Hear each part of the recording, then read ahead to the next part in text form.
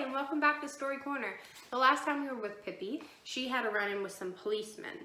They wanted her to go to a children's home, and after they played a few games with Pippi, they decided that she could make that decision on her own.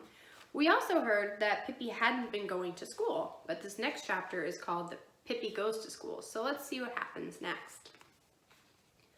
Of course, Tommy and Annika went to school. Each morning at 8 o'clock, they trotted off hand in hand, swinging their school bags. At that time, Pippi was usually grooming her horse or dressing Mr. Nelson in his little suit, or else she was taking her morning exercises, which meant turning 43 somersaults in a row. Then she would sit down on the kitchen table and, utterly happy, drink a large cup of coffee and eat a piece of bread and cheese. Tommy and Annika always looked longingly towards Villa Kula as they started off to school. They would much rather have gone to play with Pippi. If only Pippi had been going to school too. That would have been something else altogether. Just think what fun we could have on the way home from school, said Tommy. Yes, and on the way to school, said Annika. The more they thought about it, the worse they felt to think that Pippi did not go to school, and at last they determined to try and persuade her to begin. You can't imagine what a nice teacher we have, said Tommy artfully to Pippi one afternoon. And he and Annika had come to visit at Villa Kula after they had finished their homework. If you only knew what fun it is in school, Annika added. I'd die if I couldn't go to school. Pippi sat bathing her feet in a tub. She said nothing, but just wiggled her toes for a while so that the water splashed around everywhere. You don't have to stay very long, continued Tommy, just until 2 o'clock. Yes, and besides, we get Christmas vacation and Easter vacation and summer vacation, said Annika. Pippi bit her big toe thoughtfully, but she still said nothing. Suddenly, as if she had made some decision, she poured all the water out on the kitchen floor so that Mr. Nelson, who sat near her playing with a mirror, got his pants absolutely soaked. It's not fair, said Pippi sternly, without paying any attention to Mr. Nelson's puzzled air about his wet pants. It is absolutely unfair. I don't intend to stand it. What's the matter now? Asked Tommy. In 4 months it will be Christmas time, and then you'll have Christmas vacation. But I? What'll I get? Pippi's voice sounded sad. No Christmas vacation, not even the tiniest bit of a Christmas vacation, she complained. Something will have to be done about that. Tomorrow morning, I will begin school. Tommy and Annika clapped their hands with delight. Hooray! We'll wait for you outside the gate at 8 o'clock. Oh no, said Pippi. I can't begin as early as that. And besides, I'm going to ride to school. And ride she did, exactly at 10 o'clock. The next day, she lifted her horse off the porch, and a little later, all the people in the town ran to their windows to see what horse it was that was running away. That is to say, they thought he was running away, but it was only Pippi in a bit of a hurry to get to school. She galloped wildly into the schoolyard, jumped off the horse, tied him to a tree, and burst into the schoolroom with such a noise and a clatter that Tommy and Annika and all their classmates jumped in their seats. Hi there, cried Pippi, waving her big hat. Did I get here in time for pluffification? Tommy and Annika had told their teacher that a new girl named Pippi Longstocking was coming, and the teacher had already heard about Pippi in the little town. As she was a very pleasant teacher, she had decided to do all she could to make Pippi happy in school. Pippi threw herself down on a vacant bench without having been invited to do so, but the teacher paid no attention to her heedlessness. She simply said in a very friendly voice, Welcome to school, little Pippi. I hope that you will enjoy yourself here and learn a great deal. Yes, and I hope I'll get some Christmas vacation, said Pippi. This is the reason I've come. It's only fair, you know. If you would first tell me your whole name, said the teacher, then I'll register you in school.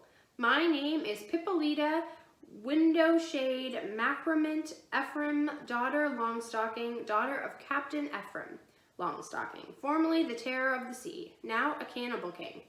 Pippi is really only a nickname, because Papa thought that Pippolita was too long to say.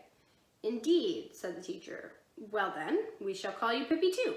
But now, she continued, suppose we test you a little and see what you know. You are a big girl and no doubt know a great deal already. Let us begin with arithmetic. Pippi, can you tell me what 7 and 5 are?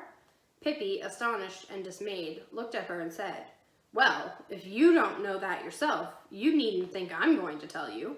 All the children stared in horror at Pippi, and the teacher explained that one couldn't answer that way in school. I beg your pardon, said Pippi. I didn't know that. I won't do it again. No, let's hope not, said the teacher, And now I will tell you that 7 and 5 are 12. See that, said Pippi. You knew it yourself. Why are you asking then? The teacher decided to act as if nothing unusual were happening and went on with her examination. Well now, Pippi, how much do you think 8 and 4 are?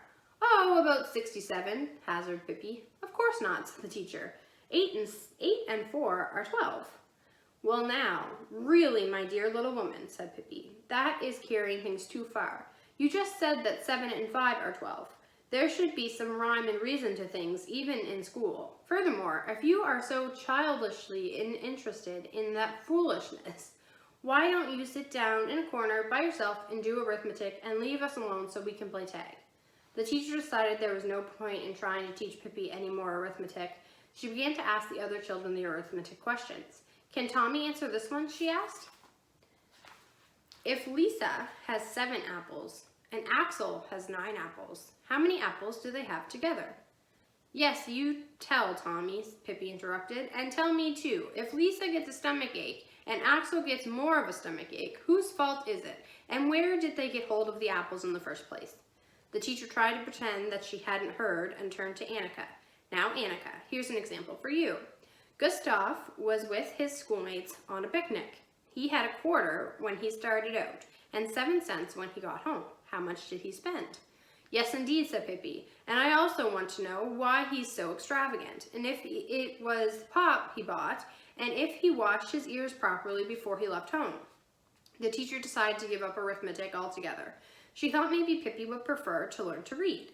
So she took out a pretty title card, icebox on it. In front of their icebox, there was the letter I. Now, you'll see something jolly here. Here is an icebox, and the letter in front of it is an I. That I'll never believe, said Pippi. I think it looks exactly like a straight line with a little fly speck over it. But what I'd really like to know is, what does the icebox have to do with a fly speck?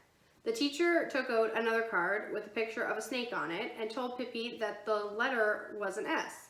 Speaking of snakes, said Pippi, I'll never ever forget the time I had a fight with a huge snake in India. You can't imagine what a dreadful snake it was, 14 yards long and mad as a hornet. And every day he ate up 5 children and then 2 little children for dessert. And one time he came and wanted me for dessert, and he wound himself around me. Ugh, but I've been around a bit, I said, and hit him in the head. Bang.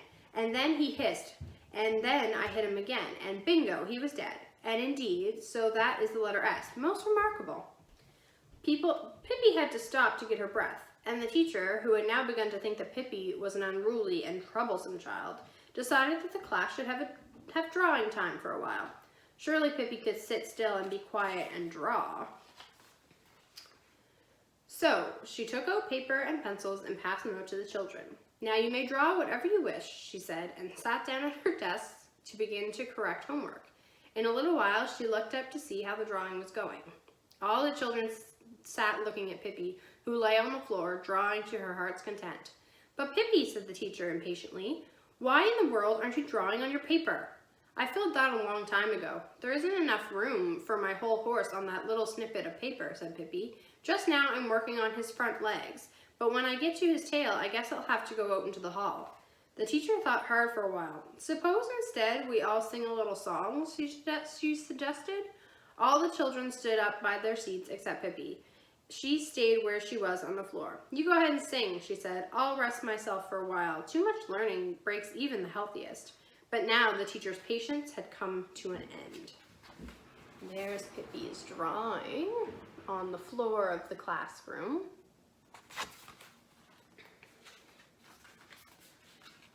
She told all the children to go into the yard so she could talk to Pippi alone. When the teacher and Pippi were alone, Pippi got up and walked to the desk. Do you know what, she said, I was awfully jolly to come to school to find out what it was like, but I don't think I care about going to school anymore. Christmas vacation or no Christmas vacation. There's altogether too many apples and ice boxes and snakes and things like that. It makes me dizzy in the head. I hope that you, teacher, won't be sorry. But the teacher said she certainly was sorry, most of all because Pippi wouldn't behave decently, and that any girl who acted as badly as Pippi did wouldn't be allowed to go to school even if she wanted to. "Have I behaved badly?" asked Pippi, much astonished. "Goodness, I didn't know that." She added it and looked very sad, and nobody could look as sad as Pippi when she was sad. She stood silent for a while, and then she said in a trembling voice, "You understand, teacher, don't you, that when you have a mother who's an angel, and a father who's a cannibal king, and when you have sailed on the ocean all your whole life, and then you don't know just how to behave in school with all the apples and ice boxes." Then the teacher said she understood and didn't feel annoyed with Pippi any longer, and maybe Pippi could come back to school when she was a little older. Pippi positively beamed with delight. "I think you are awfully nice, teacher, and here is something for you." Out of her pocket, Pippi took a lovely little gold watch and laid it on the desk. The teacher said she couldn't possibly accept such a valuable gift from Pippi, but Pippi replied, "You've got to take it, otherwise I'll come back again tomorrow, and that would be a pretty how do you do." Then Pippi rushed out of the schoolyard and jumped on her horse. All the children gathered around to pat the horse and see her off. "You ought to know about the schools in Argentina," said Pippi, looking down at the children. "That's where you should go. Easter vacation begins 3 days after Christmas vacation ends, and when Easter vacation is over, there are 3 days, and then it's summer vacation. Summer vacation ends on the 1st of November, and then you have a tough time until Christmas vacation begins on November 11th, but you can stand that because there are at least no lessons. It is strictly against the law to have lessons in Argentina. Once in a while, it happens that some Argentinian kid sneaks into a closet and sits there studying a lesson, but it's just too bad for him if his mother finds him. Arithmetic, they don't have at all in the schools, and if there is any kid who knows what 7 and 5 are, he has to stand in the corner all day. That is, if he's foolish enough to let the teacher know that he knows. They have reading on Friday, and then only if they have some books, which they never have." "But what do they do in school?" asked one little boy. "Eat caramels," said Pippi decidedly. "There is a long pipe that goes from a caramel factory nearby directly into the schoolroom, and caramels keep shooting out of it all day long, so the children have all they can do to eat them up." "Yes, but what does the teacher do?" asked one little girl. "Takes the papers off the caramels for the children, of course," said Pippi. "You don't suppose they did it themselves, did you?" "Hardly. They don't even go to school themselves. They send their brothers." Pippi waved her big hat. "So long, kids," she cried gaily. "Now, you won't see me for a while, but always remember how many apples Axel had, or you'll be sorry." With a ringing laugh, Pippi rode out through the gate so wildly that the pebbles whirled around the horse's hooves and the window panes rattled in the schoolhouse. And that's the end of chapter 4. I'll see you next time.